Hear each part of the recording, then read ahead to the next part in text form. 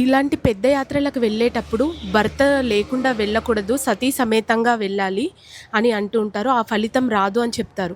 కొన్ని అనివార్య కారణాల వల్ల వృత్తిరీత్యా వాళ్ళు దూరంగా ఉన్నప్పుడు. నీ ప్రశ్న నాకు అర్థమైంది, సమాధానం వెంటనే చెప్తాను.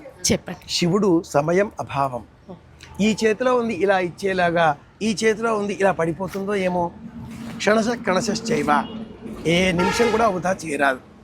ఎవరి కోసమో ఎవరు ఆగరాదు. ఆయన వస్తాడు, నేను కదులుతాను. తుకారాం సినిమా చూసారా?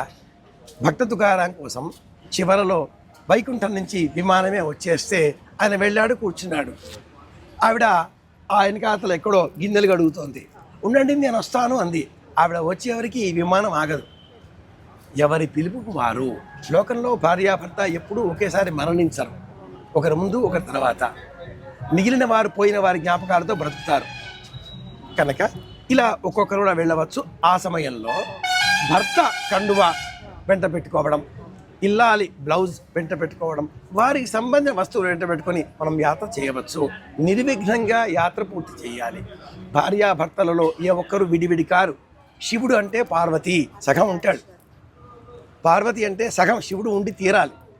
వాక్కు అర్థం కదా. భౌతికంగా ఒకరు అవకాశం దొరికింది, యాత్ర వెళ్ళొచ్చు, ఏ అనుమానము అక్కరలేదు.